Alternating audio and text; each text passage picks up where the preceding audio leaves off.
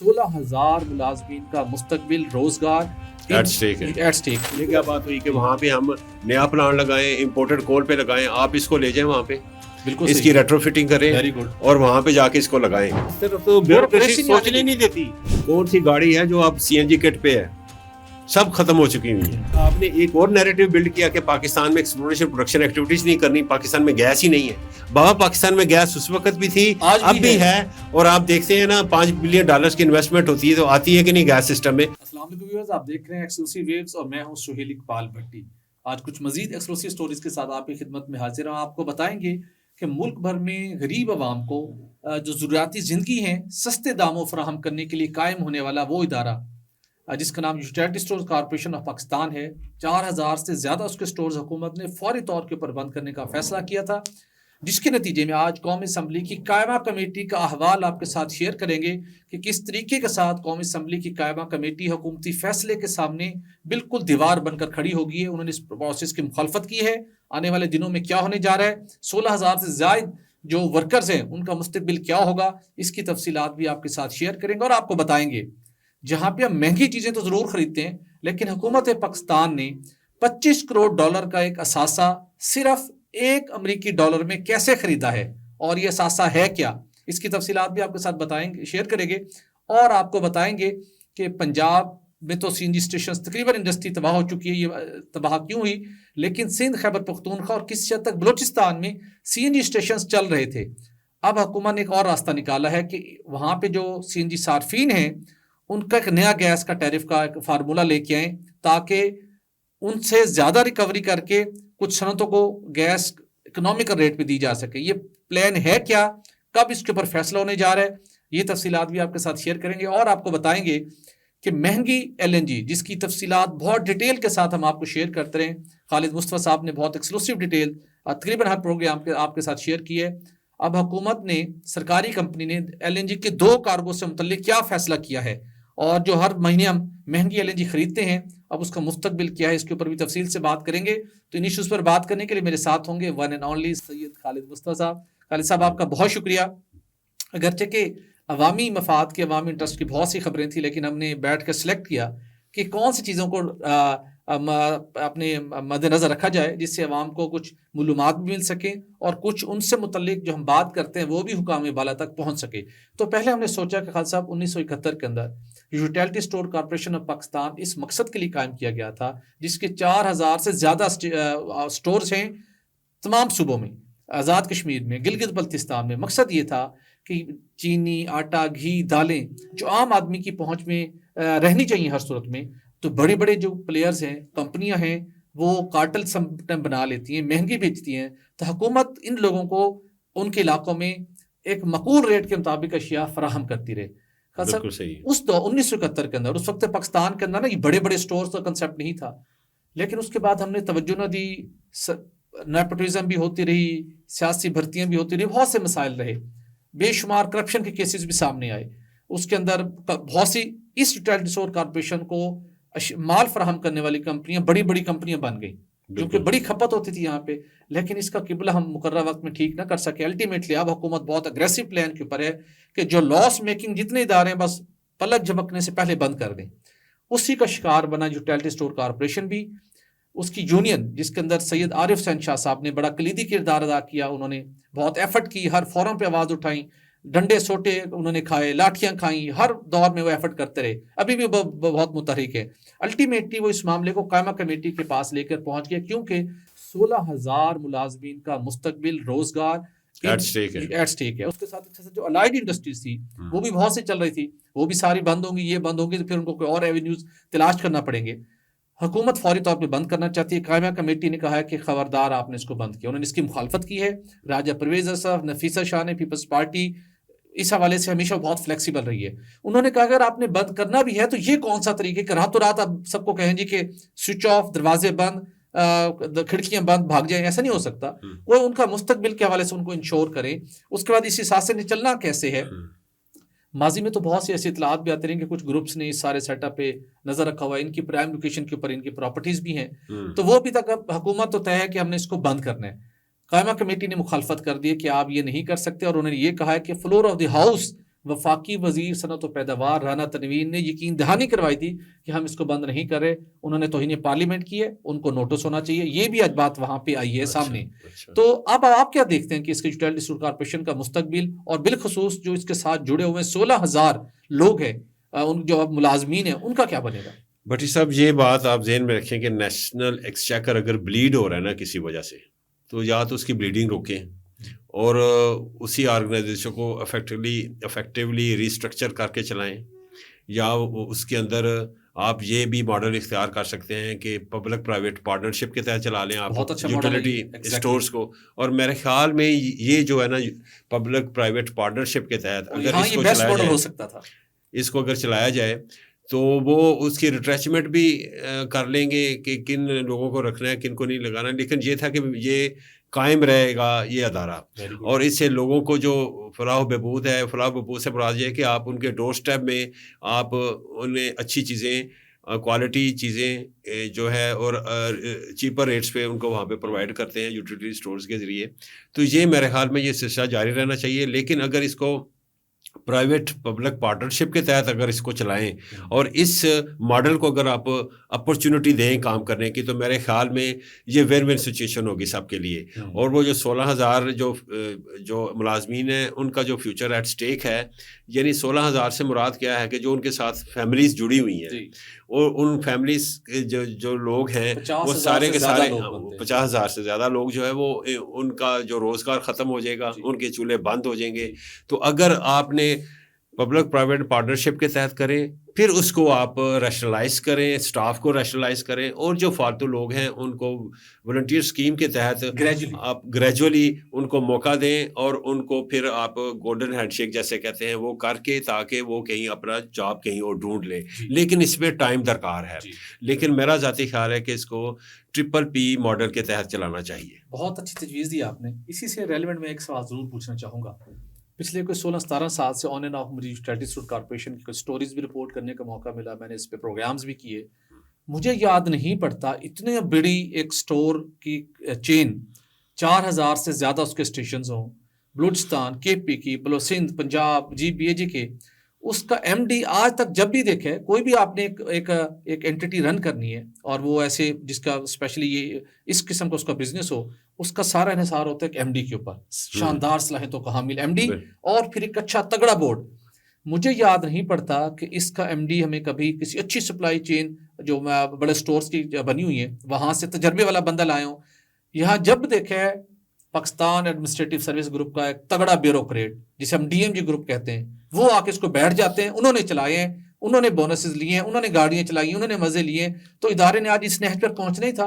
तो आखिर ये क्यों, ये कैसा? देखें जी, वो पावर सेक्टर वो चलाते हैं, वो तजारत भी वही करते हैं, TDAB भी वही चलाते रहे हैं किसी ज़माने में, और वापडा भी वही चलाते रहे हैं किसी ज़माने में। इसी तरीके से एज ए सेक्रेटरी या एज ए एडिशनल सेक्रेटरी वो जो है एडिशन चार्ज भी ले लेते हैं मुख्तलिफ डिपार्टमेंट्स का, जैसे NTDC हो गया, CPPA हो गया, ठीक है ना। तो अब तो वहाँ पे भी आके बैठ गए हैं, नेपरा में भी। तो कहने का मतलब ये है कि ये जो माइंड सेट बन जाता है एक गवर्नमेंट एम्प्लॉई का, वो बिजनेस के हवाले से किसी एंटिटी को चलाने नहीं सकता ना। उसको बिजनेस की जो बारीकियां होती हैं वो उन्हें पता नहीं होती कि इसको मैंने टर्नओवर कैसे करना है। वो रोज़ का रोज़ जैसे फाइल देखते हैं वैसे काम कर लिया, बस उसको अपने पर्क से और अपने प्रिविलेजेस से उसका मतलब होता है, और इसके अलावा कुछ भी नहीं होता। एक्सक्लूसिव स्टोरी है, वहाँ पे हमने आपसे कंपैरिजन भी लेने हैं। बिल्कुल, वो वहाँ पर भी DMG ग्रुप के माजी के अंदर जिन्होंने पावर सेक्टर के अंदर किरदार अदा किया, नंदीपुर नेशनल पावर पार्क के अंदर, उसके बाद पंजाब पावर पार्क के अंदर भिक्की के प्रोजेक्ट लगे, DMG ग्रुप के लोगों ने लगाया, उनका क्या हशर आजकल हुआ है वो भी हम आपसे आगे चल के जानेंगे। अभी नहीं जानेंगे, हम थोड़ी क्यूरियोसिटी रहने देते हैं। अभी आपकी स्टोरी अब जब डिस्कस करेंगे तो अगले एक इशू है वो हम डिस्कस करते हैं। खास हमारे यहाँ 1 रुपए की चीज़ 10 रुपए की खरीदने में सरकारी शोबों के अंदर तो बड़ी सी रुदाद और दास्तानें आती हैं। बिल्कुल, बड़े बड़े पावर प्लांट लगे, अरबों रुपए डॉलर से लगे, बाद में इंक्वायरी कमेटियां बनी, मोहम्मद अली साहब की कमेटी, उसने बताया जो $1.5 अरब का प्रोजेक्ट लगा वो तो था ही $500 मिलियन के अंदर, ओवर इन्वाइसी की गई। ये सारी बातें ऑन रिकॉर्ड हैं। बिल्कुल, ये तो है। लेकिन एक ऐसा पावर प्लांट जब हुकूमत ने कहा कि अब ये पावर प्लांट साढ़े गले पे आ गए, नहीं तो जान छुड़ाओ, ये तो एक वक्त था क्राइसिस था तो जान नहीं छूटती थी, अब एक्सेस कैपेसिटी होगी, जान नहीं छूटती। तो तो उसमें उन्होंने 5 IPPs को 7 मुआहदे उनके ख़त्म किए। फिर एक पावर प्लांट था जब मुआहदे हुए थे, बिल्ड ऑपरेट एंड ट्रांसफ़र था कि आप जब टाइम आपका कंप्लीट हो जाएगा, गालिबन 25 से 30 साल की एग्रीमेंट थे, फिर आपने यह गवर्नमेंट ऑफ पाकिस्तान को ट्रांसफ़र कर देना है और एक मखसूस प्राइस के ऊपर। तो वो दरमियान में नहीं मानते थे, तगड़े लोग हैं। और ये वो पावर प्लांट जिसका नाम रोश पावर प्लांट ये रज़ाक दाऊद साहब कह रहे हैं। रज़ाक दाऊद साहब मारूफ ज़माना रज़ाक दाऊद साहब वजारत तजारत के ये मिनिस्टर भी रहे हैं और ये मुशर्रफ दौर में मुशर्रफ के बहुत करीब भी रहे हैं। और इनकी एक डिस्कॉन जो है ना, एक कंपनी भी है जी। और उस कंपनी ने मेरे ख्याल में ये रेजिंग मंगरा डैम का प्रोजेक्ट उसने किया था। मुझे और सबसे बड़ा कारनामा रज़ाक दाऊद साहब को यहाँ बताना आप भूल गए हैं। पाकिस्तान तहरीक इंसाफ के दौरे हुकूमत में जब वजीर बने, तो सीपैक को जिस पर बोल के जो सीपैक की हैंड ब्रेक उन्होंने खींची ना, और उसके बाद आज तक सीपैक नहीं चल सका, ये डिस्क्रेडिट भी उनको जाता है। तो ये वो शख्सियत, इनका ये पावर प्लांट है और इनके उस टाइम के अंदर इनके पावर प्लांट्स को मुख्तलिफ हेड्स में कुछ रिलैक्सेशन भी मिली थी उसी टाइम के अंदर, नेपरा के थ्रू कुछ चीज़ें हुई थी। लेकिन अब गवर्नमेंट ने ये फैसला किया कि बहुत हो गया जी, तुसी हुण जाओ घर में। अब वो प्लांट जिसकी इतलात के मुताबिक 200 से 20 करोड़ से 25 करोड़ डॉलर उसकी कहते हैं कभी भी मालियत है। अब हमने उस मुआहदे के तहत जो हम हर साल हमारी कैपेसिटी पेमेंट जेबों से निकलती थी, अब वो टाइम तो ख़त्म हो गया, उन्होंने बड़े पैसे इकट्ठे कर लिए। अब हमने वो पावर प्लांट सिर्फ $1 में टेक ओवर करने का फैसला किया है। मतलब $1 उनको देंगे हम कि भाईजान $1 फड़ो तो नस जाओ, बड़ी तुसी कैपेसिटी पेमेंट ले लिया ने, होर असी हुण पे नहीं कर सकते, अब जाएं।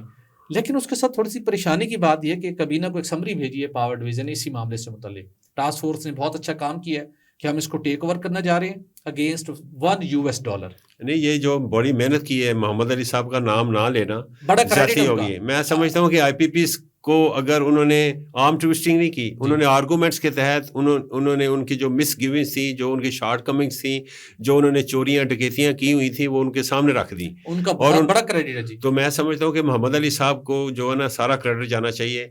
और ठीक है, दूसरे भी हमारे फेडरल मिनिस्टर साहब हैं, वो तो बस बातचीत करते हैं, लेकिन एक्चुअली जो काम कर रहे हैं पावर सेक्टर में इस वक्त जो सर्व कर रहे हैं वो मोहम्मद अली साहब कर रहे हैं। मोहम्मद अली साहब अभी भी कर रहे हैं। और PTA दौरे हुकूमत में भी जब वो कमेटी बनी थी, इस कमेटी के जब वो हेड थे, और उन्होंने IPPs के हवाले से एक रिपोर्ट दी थी, जिस रिपोर्ट के बाद IPPs की टांगे कांपी। उन्होंने कहा कि हूं को सानू गिरबान तो फड़ सकते हैं, इन्होंने बैठ के गल बात करिए, इनको रिलैक्सेशन दें। फिर उनके जो रिटर्न और इक्विटी थे वो भी कंट्रोल हुआ। और जिस तरीके से उस वक्त उन्होंने काम किया, मुझे पता है कमरे के अंदर ना उनके पास बैठने की जगह थी, लेकिन उन्होंने हिम्मत नहीं आ रही थी। उनका बड़ा क्रेडिट है इस नेशनल सर्विस में। तो एनीहो उस प्लांट का गवर्नमेंट टेकअप करना, लेकिन परेशानी की बात ये लाक हुई कि साथ हमने आज कैबिनेट से कहा है समरी भेज के कि अब 6 महीने के लिए हमने इसको चलाना है। National power park management company ने, जो पावर डिवीजन के मातहत है, जो किसी दौर में बलूचिस्तान के अंदर हब में कोयले के पावर प्लांट की एक लंबी लाइन बिछाने के लिए कायम की गई थी। बड़ी गाड़ियां शाड़ियां नजर, वो सेठी साहिबा थी, नरगिस सेठी साहिबा, उस दौर में इस कंपनी के अंदर भी लोगों ने बड़े मजे लपेटे, हमें अजाब और मैंने भुगता। उन्होंने कहा ये इसको टेक ओवर करेगी, $1 हम दे देंगे उस कंपनी का और उसको तो कहेंगे चलें आप रुखसत हो, लेकिन अब आप हमें $1 अरब मजीद दे दें। कैबिनेट से कहा गया चलाने के लिए 1 अरब दें।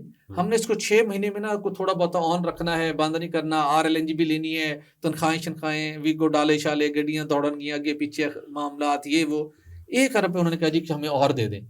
नहीं, अगर कैपेसिटी है, हमारे पास एडिशनल कैपेसिटी है, हमारी इलेक्ट्रिसिटी बिक नहीं रही, तो फिर ये लायबिलिटी लेने की ज़रूरत ही क्या थी। आप इसको यहाँ से उखाड़ें इस प्रोजेक्ट को और ग्वादर पे जाके लेके जाएं, इसकी रेट्रोफिटिंग करें और ग्वादर में 300 मेगावाट का जो पावर प्लांट लगाना है ना उसकी जगह। ये क्या बात हुई कि वहाँ पे हम नया प्लांट लगाएं, इंपोर्टेड कोल पे लगाएं, आप इसको ले जाएं वहाँ पे, इसकी रेट्रोफिटिंग करें और वहाँ पे जाके इसको लगाएं। ठीक है ना। और यही इनको करना चाहिए। ये गलत इनके तरीके हैं। ये बाबूज वाली जो माइंडसेट है ना, ऑल द टाइम पर्स लेने, लूटना, all the time national exchequer को मुख्तलिफ बहाने लगा के, मुख्तलिफ समरियाँ बना के, ये ठीक बात नहीं है। मेरे जहन में यही इसका हल है कि जो हमारे प्लांट्स अच्छी हालत में हैं और हल्की फुल्की रेट्रोफिटिंग वो चाहते हैं, वो करके उस प्रोजेक्ट को आप डिसमेंटल करें और वहाँ पे ले जाएं। ग्वादर में हमेशा ज़रूरत है और वो जो सी पैक के तहत जो 300 मेगावाट का पावर प्लांट लगाना चाह रहे हैं वो लग नहीं रहा, क्योंकि वो फिजिबल नहीं बन रहा हमारे लिए। तो इसको करें ताकि आपकी कीमत कम हो जाए। बहुत अच्छी चीज है, हम तवक्को करते हैं प्राइम मिनिस्टर जो कफायतशारी का दर्स देते हैं, वो इस तजवीज पे जरूर गौर करेंगे। इस तरफ तो एस्टैब्लिश, इस तरफ तो ब्यूरोक्रेसी सोचने नहीं देती।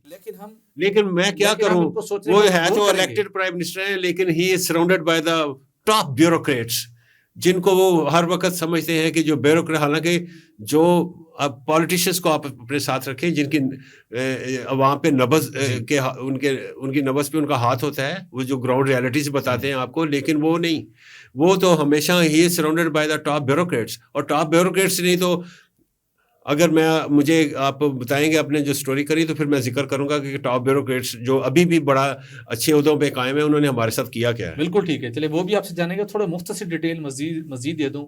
खैबर पख्तूनख्वा, बलूचिस्तान और सिंध के अंदर CNG सार्फिन के बड़े अरसे से एक कंफर्टेबल थे कि महंगे फ्यूल से उनकी बचत हुई थी, उनको वहाँ पे सस्ते दाम के ऊपर पाइप सिस्टम गैस मिल जाती थी। अब डॉक्टर मुसद्दिक मलिक साहब और उनको ख्याल है कि इंडस्ट्री का बड़ा दबाव आया है कि आप हमारे ऊपर मजीद गैस महंगी किए जा रहे हैं, हम अब बर्दाश्त नहीं कर सकते। आल दो के पंजाब के अंदर 1100-1200 CNG स्टेशन थी, बड़ी इंडस्ट्री थी, 1.5-2 साल MMCFD वो कंज्यूम करते आराम से, और 100 तक जा सकते थे। SNGPL ने मुझे याद है खत लिखा था जब PDM दौरे हुकूमत में थी कि हमें इजाज़त दें कि हम पंजाब के अंदर RLNG दे सकें। अगर आप उस वक्त इजाज़त दे दी होती तो आज जो हमें ये जो गलट बना हुआ है RLNG का, हमारे गले का वो तौक बना हुआ है और हम बर्दाश्त नहीं कर पा रहे, सर्दियों में भी लोकल गैस को हमने कर्टेलमेंट की हुई है, वो ना होता। लेकिन उस वक्त इजाज़त नहीं दी। अब उनको ख्याल आया कि नहीं, इसको कोई ना कोई हल निकालना चाहिए। अब उन्होंने ये कल 31 जनवरी को एक बहुत अहम मीटिंग होने जा रही है। अच्छा, ऑल चीफ मिनिस्टर्स को ऑन बोर्ड किया गया है, चीफ सेक्रेटरीज को भी। और अब फेडरल गवर्नमेंट ये चाह रही है कि सिंध और खैबर पख्तूनख्वा में और बलूचिस्तान उसके साथ, वहाँ पे जो सस्ते 194 रुपये फी के जी गालबन वहाँ पे बिकती है CNG, लोगों को बड़ी सूट करती है, तो उसको ना RLNG की प्राइस के साथ थोड़ा उसका कोई मिक्सचर कम्बिनेशन बनाया जाए, जिससे उनका टैरिफ एक अंदाजे के मुताबिक वो तकरीबन 250 रुपये से 260 रुपये kg तक जा सकता है। एडिशनल रेवेन्यू जनरेट होगा, उसको हम क्रॉस सब्सिडाइज करेंगे कुछ सनतों को जो आजकल बड़ा सराप एहतजाज है। और उन्होंने कहा जी कि साढ़े मीटर कटने जी कट दो, साढ़े दरवाजे बंद करने जी बंद कर दो, इंडस्ट्री ऐप आई जी चाबियां तुसी रख लो, असी जा रहे हैं। बिल्कुल, अब इनको कुछ ख्याल है, कोई रास्ता निकालते हैं, देखते हैं कल मीटिंग में क्या फैसला होता है।